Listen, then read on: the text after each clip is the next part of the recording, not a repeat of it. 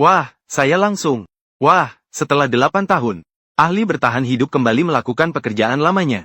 Tidak hanya mematahkan kutukan kelaparan 9 kali sehari, juga menangkap seekor kaiman seberat 30 jin, menyantap ikan bakar dan kacang mete liar asli. Tingkat kehidupan lebih nyaman dari liburan. Kolombia.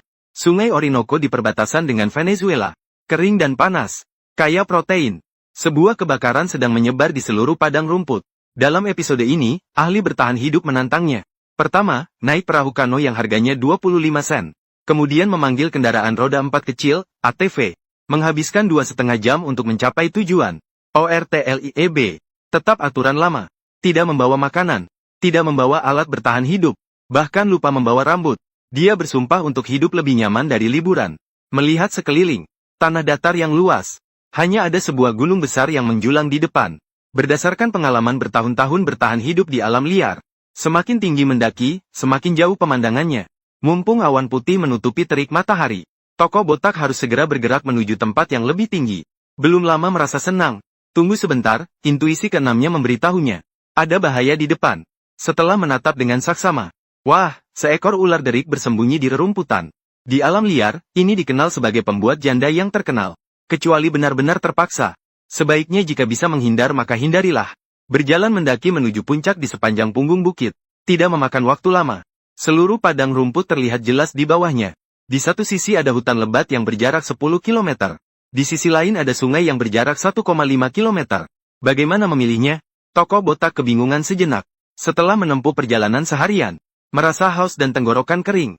Saat sedang merasa cemas, keberuntungan tak terduga berpihak padanya. Ia menemukan sebuah kaktus liar. Tanpa alat pemotong, membelahnya menjadi 2 dengan batu. Daging buah di dalamnya putih dan lembut. Coba cicipi sedikit, penuh dengan tekstur kenyal.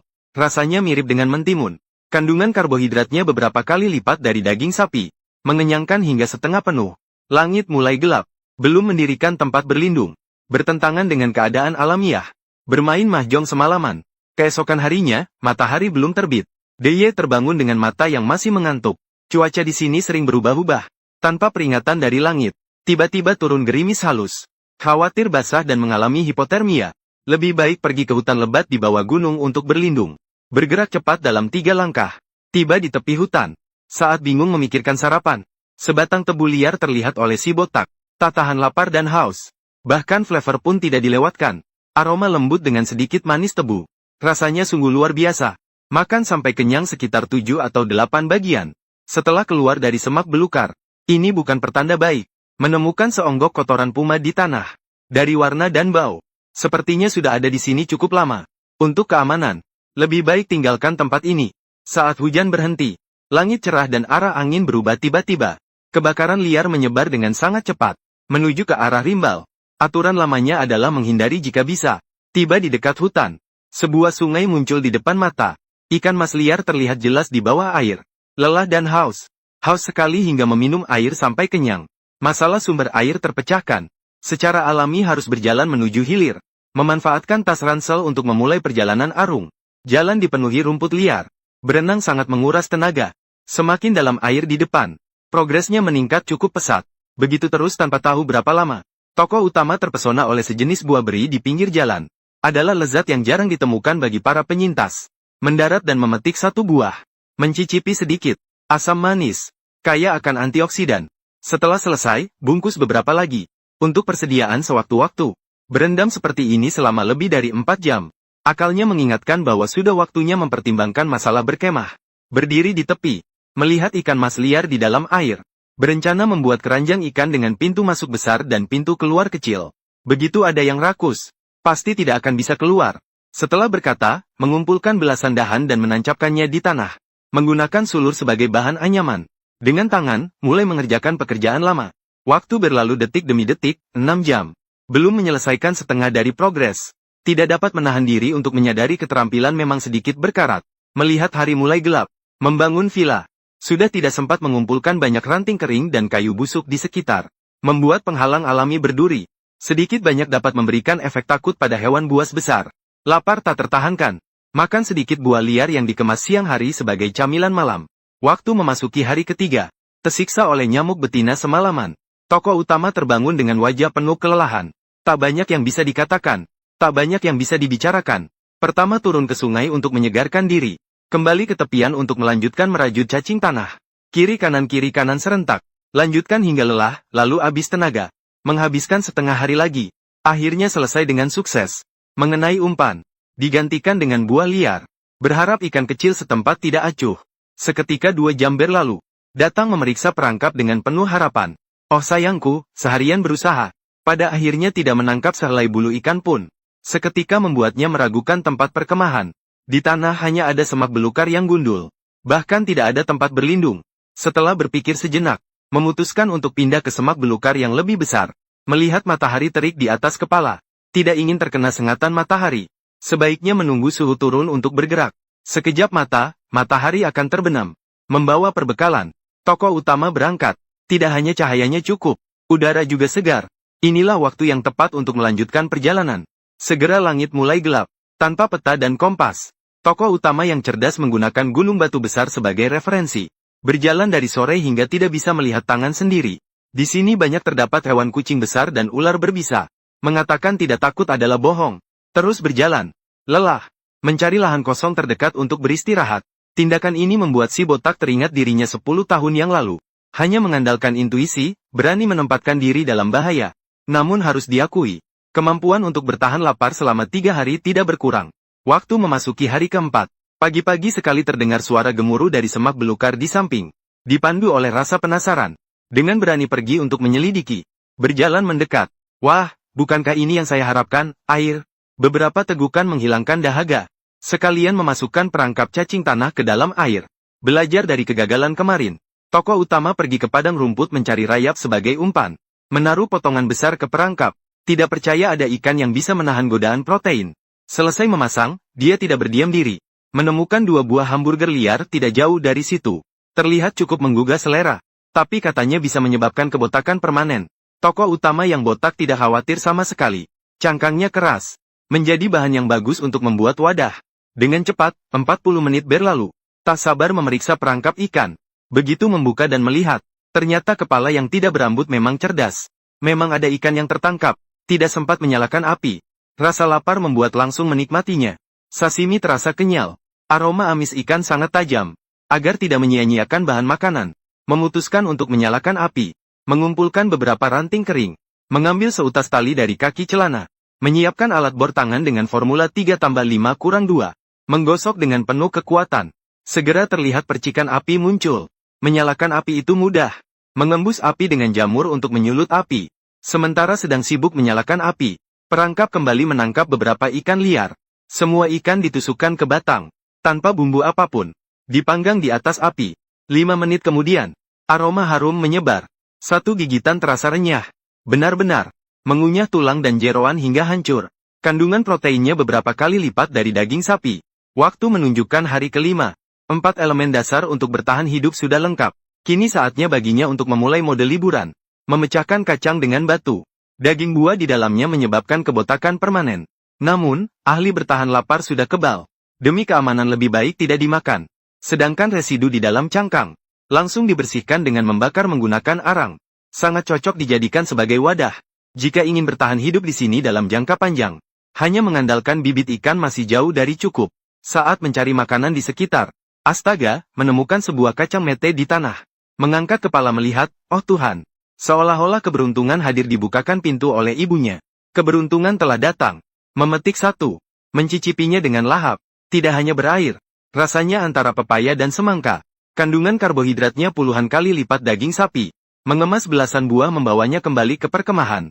Untuk mencicipi daging kacang mete yang asli, masih perlu dibakar di atas arang selama 15 menit. Kandungan proteinnya bisa dibayangkan. Mari mencari beberapa makanan penutup sebelum makan di sekitar sini. Sambil berjalan, sebongkah kotoran cacing tanah menarik perhatian tokoh utama. Dalam keadaan bertahan hidup, itu adalah makanan yang langka dan lezat. Dalam sekejap mata, menggali seekor cacing tanah yang gemuk. Terlihat jelek. Faktanya, setiap bagian kulit terdiri dari otot. Kandungan protein dapat dibayangkan. Mengeluarkan tanah dari dalam tubuh. Bahkan tanpa dicuci, ia menikmatinya. Sashimi itu sangat kenyal. Dipenuhi dengan aroma bumi. Kombinasi daging dan sayuran. Nutrisi yang seimbang. Setelah mendengus, kacang-kacangan juga selesai dipanggang. Membuka dan mencicipi daging buah di dalamnya. Wah, Sangat renyah. Renyah dan harum. Benar-benar tidak bisa berhenti. Pasti adalah jamuan kerajaan yang lebih baik puluhan kali daripada daging sapi. Terus tidur di tanah bukanlah solusi. Setelah makan dan minum sampai kenyang, tokoh utama memikirkan rencana untuk tempat berlindung lagi. Melakukan pemindaian sekeliling. Memilih lokasi strategis yang tidak memerlukan biaya. Seperti kata pepatah, untuk melakukan sesuatu dengan baik, pertajam alat terlebih dahulu. Untuk meningkatkan efisiensi pembangunan. Mencari batu dan kayu. Membuat kapak batu kuno. Membidik titik lemah. Menyerang dengan gila-gilaan. Setelah tumbuh puluhan tahun dengan susah payah. Dalam waktu kurang dari 5 menit. Tumbang oleh sang ahli bertahan hidup. Membuat kerangka segitiga di sekitar bibit pohon. Menyusun dengan rapi. Ranting sebagai alas tempat tidur. Untuk kelembutan dan kenyamanan. Menutupi dengan daun palem. Setelah sibuk, langit pun sudah gelap. Berbaring di atasnya. Hebat. Kenyamanan menjalar dari dalam tubuh. Waktu menunjukkan hari ke-6. Sang ahli berhasil mematahkan kutukan kelaparan. Pagi-pagi mengunyah kacang mete sebagai sarapan. Semalam terdengar suara samar-samar di dekat kamp. Membuat sang botak terjaga selama beberapa jam. Untuk menyelidiki kebenaran. Memasang pengintai di sumber suara. Mungkin bisa menemukan harta karun besar. Lalu pergi ke tepi untuk memeriksa. Alat untuk cacing tanah. Hanya mengandalkan berenang di air. Jelas tidak bisa memenuhi kebutuhan energi sehari-hari. Menjelajah tanpa tujuan juga membuang-buang waktu. Saat sedang bimbang, otak cerdasnya menggerakkan drone. Menemukan sebuah sungai besar yang tidak jauh. Berdasarkan pengalaman, semakin lebar aliran sungai, hewan yang bersembunyi dan tinggal di tepi semakin besar. Pilihan terbaik untuk menangkap hewan buruan besar. Waktu sudah tiba di hari ke-7. Mata masih mengantuk. Bangun untuk memeriksa kondisi kamera. Begitu membuka langsung terjaga. Terlihat seekor puma muncul di kamera. Kabar baiknya adalah mereka tidak biasa menyerang manusia. Kemudian seekor jaguar melintas. Biasanya beraktivitas di malam hari. Kemungkinan besar kebakaran liar mengubah kebiasaan sementara. Meskipun tidak ada ancaman, tokoh botak tetap waspada. Agar tidak menyia-nyiakan perjalanan ini, tokoh utama membawa peralatan pengambilan gambar di punggungnya. Menuju ke sungai yang tak jauh untuk mencari mangsa. Masuk ke dalam semak belukar. Baru melangkah 2 langkah. Dia menemukan seekor kura-kura berbuntut bulu sedang berjemur. Ini adalah sejenis kura-kura air tawar. Sangat pandai menyamar. Sayangnya, di daerah setempat termasuk spesies yang dilindungi. Terus maju. Indra ke-6 pemburu mengingatkannya tentang bahaya. Memfokuskan pandangannya. Wah, hebat. Di dalam sungai ada kayu apung yang menyembunyikan seekor buaya keringat. Tanpa keterampilan tertentu, orang biasa sulit menemukannya. Saat terus berjalan, tak jauh ditemukan jejak buaya yang jelas. Ukurannya terlihat cukup besar. Bukankah ini tempat yang bagus untuk memasang jerat perangkap? Lebih baik bertindak daripada hanya berpikir. Menggunakan ranting sebagai pegas. Menggunakan daging ikan sebagai umpan. Memasang perangkap di pintu masuk. Begitu buaya rakus tidak bisa menahan diri. Yang menunggunya adalah perjalanan sekali jalan tanpa kembali. Dengan kekuatan ini, bahkan badak dan kuda Nil pun tak bisa lolos. Waktu sudah memasuki hari ke-8. Tokoh utama tak sabar keluar untuk memeriksa perangkap. Apakah bisa memulai mode liburan semua bergantung pada tindakan ini. Sampai di tempatnya. Ya ampun. Dari kejauhan sudah terlihat ada mangsa yang terperangkap. Mendekati dengan hati-hati. Menangkapnya dengan cekatan dan menahannya. Menekan dahinya dengan tongkat kayu tajam di tanah. Langsung menembus dengan sangat dingin. Jantung yang berdegup dan tangan yang bergetar, mengatakan tidak gugup adalah kebohongan. Mengangkat hasil tangkapan dan segera menuju ke perkemahan. Tanpa pembantaian naga, apa gunanya? Kapak perang kuno membelahnya jadi 8 bagian. Tanpa bawang hijau, jahe, dan bawang putih. Memanggangnya di atas bara api hingga renyah di luar dan lembut di dalam. Setelah 8 hari, akhirnya bisa menikmati santapan kerajaan. 1 gigitan masuk ke perut. Bagaimana menggambarkan rasanya? Daging ikan bercampur daging ayam. Rasanya penuh dengan protein. Tak tahu berapa kali lebih enak dari daging sapi. Mengisi perut hingga 70% kenyang. Campurkan sepenuhnya buah ara kering dengan kacang.